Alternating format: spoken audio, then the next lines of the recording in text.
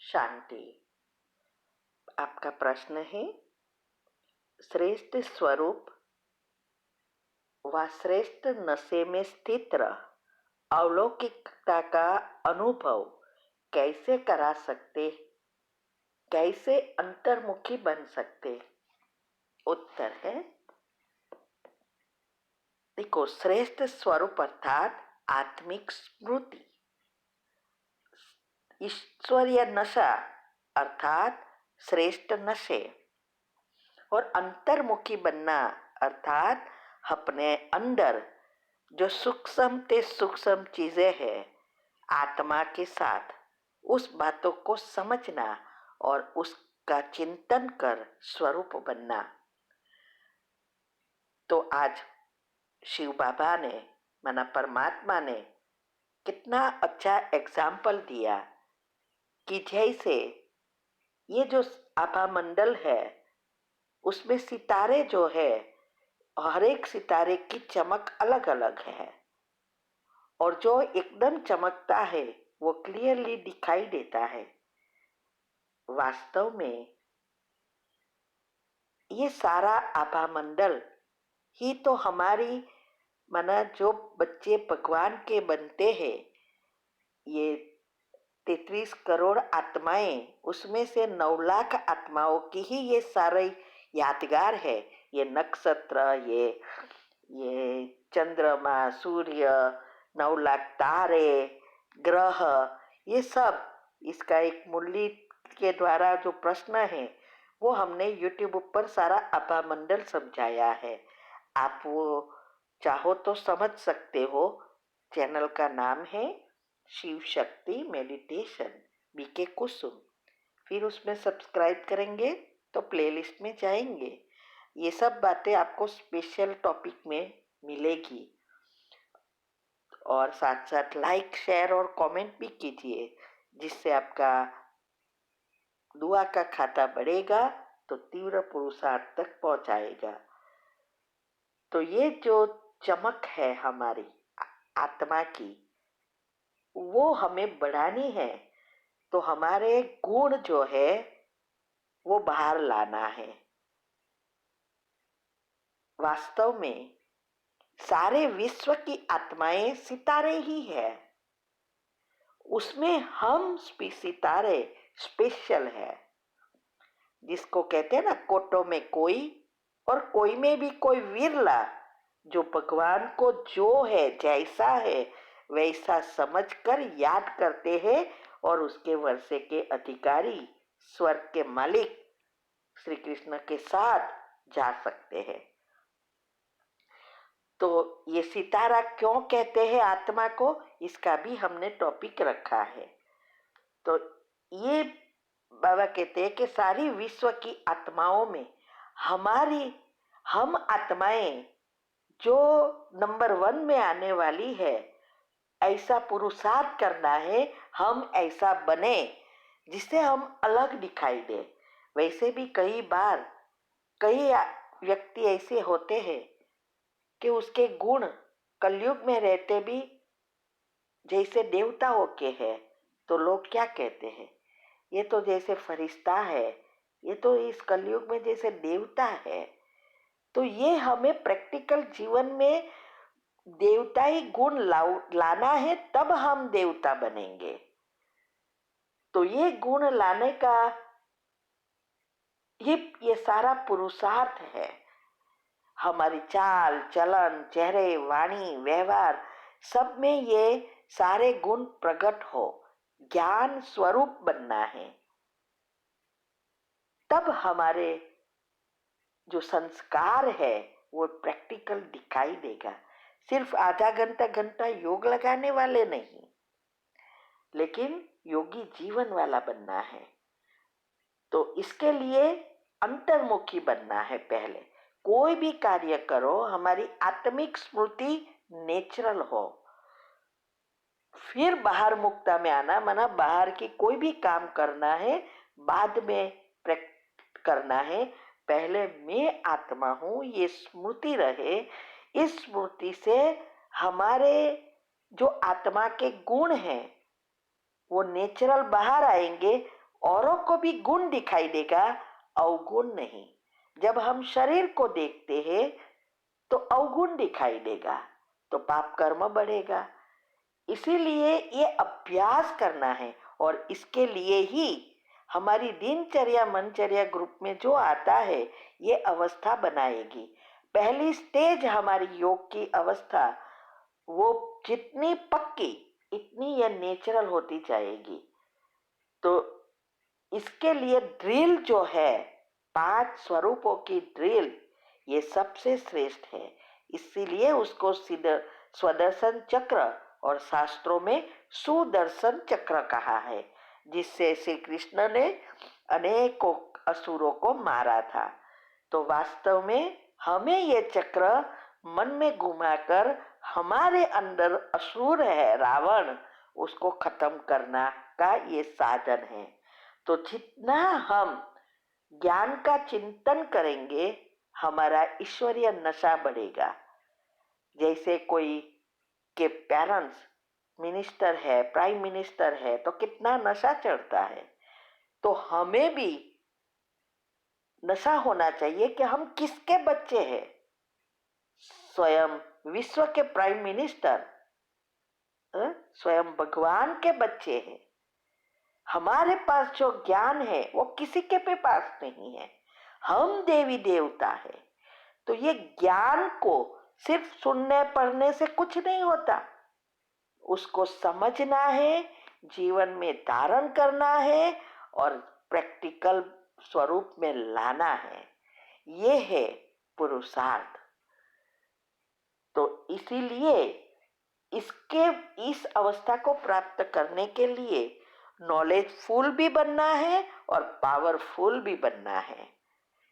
Knowledgeful अर्थात ये ज्ञान से भरपूर स्वरूप बनना है, और शक्तियों से भी भरपूर ऑटोमेटिक हो जाएंगे, क्योंकि ज्ञान से हमारा योग लगेगा, योग लगेगा आत्मा में शक्ति बढ़ेगी, साथ साथ सुषुम्ना नाड़ी एक्टिव हो जाएगी, हमारा कनेक्शन नेचुरल परमात्मा से जुड़ा रहेगा, तो उनकी शक्तियां हमारे में आती ही रहेंगी।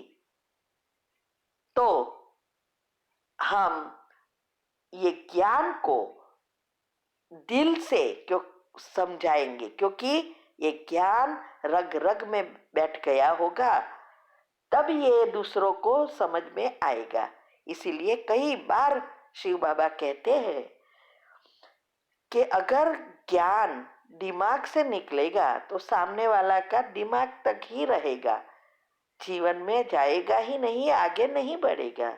लेकिन जब हम दिल से सुनाएंगे तो सामने वाली व्यक्ति के दिल तक पहुंचेगा और वो आप समान बन जाएंगे। लेकिन उनको आप समान बनाने के लिए खुद को पहले बाप समान बनाना पड़ेगा, तब हम औरों को भी आगे बढ़ाकर हम भी अपनी प्रजा बनाकर विश्व के राजा बन सकते हैं। ओम शांति शांति। आपका प्रश्न है कि मुरली में आया कि लौकिक बातों को ना समझ, आत्मा से फैसला करो। इसका मतलब क्या है?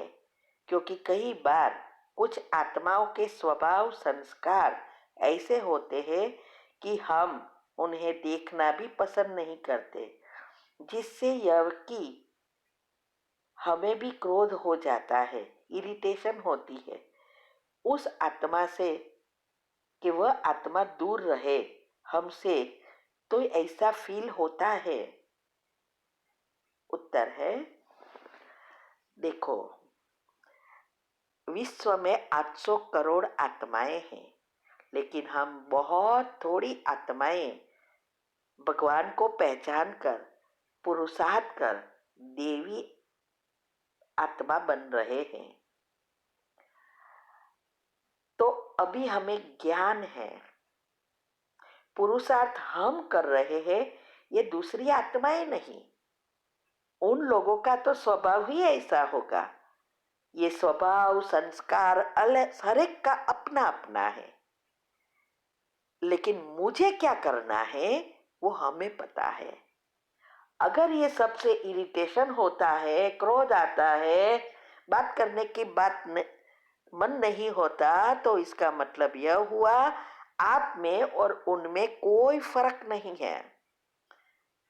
तो फिर 33 करोड़ से आगे बढ़ेंगे ही नहीं ना। तो हमें हमारी अवस्था बनानी है। स्वस्थिति हमारे हाथ में है, परिस्थिति हमारे हाथ में नहीं है। अगर हम स्वस्थिति को बदल देंगे, परिस्थिति ऑटोमेटिक बदल जाएगी।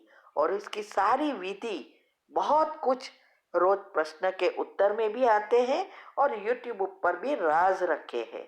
हर चीज की रीति से, शास्त्र, साइंस, कुंडलिनी, चक्र, सभी रीति से समझाया है। जितना वो आप ऊपर से ये बातें डालेंगे, आपके सारे चक्र में नेगेटिव एनर्जी खत्म होगी, बुद्धि शुद्ध पवित्र होगी, तब ये बातें समझ में आएगी।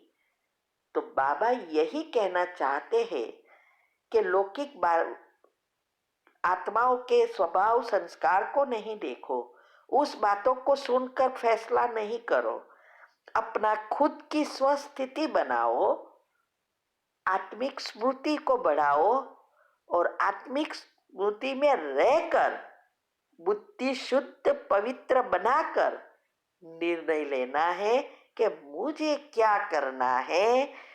मैंने अभी ये जीवन भगवान को दिया है और मुझे देवता बनना है, तो मुझे कैसा व्यवहार करना है। यही है तीव्रते तीव्र पुरुषार्थ।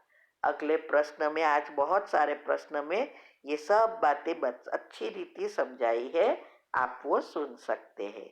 ओम शांति। ओम शांति। आपका प्रश्न है, जब हम लौकिक संसार में रहते हैं तो हमारी कई मनोकामनाएं, इच्छाएं होती है, जैसे बच्चे को लेकर, परिवार को लेकर, स्वास्थ्य को लेकर, खुद को लेकर, कैरियर को लेकर। जब हम योग करें तब इन सबको विजुअलाइज करें, तब ये पूर्ण होगी, या फिर केवल अमृत वेला बीज रूप स्थिति में स्थित होने से धीरे धीरे सब पूरा होता जाएगा। हर एक इच्छा को अलग अलग ना करके। उत्तर है, देखो, पहले तो ये बात समझो, हमें इच्छा मात्रम अविद्या बनना है। मनोकामनाएं होगी तो कुछ कर नहीं सकेंगे। इसका इजी रास्ता हमने बताया है कि रोज सुबह में अमृत वेले, पावरफुल अमृत वेले के बाद इस सभी आत्माओं के साथ क्षमा याचना की कमेंट्री करो, और जो भी है वो हो गया है ऐसा सोचना शुरू करो।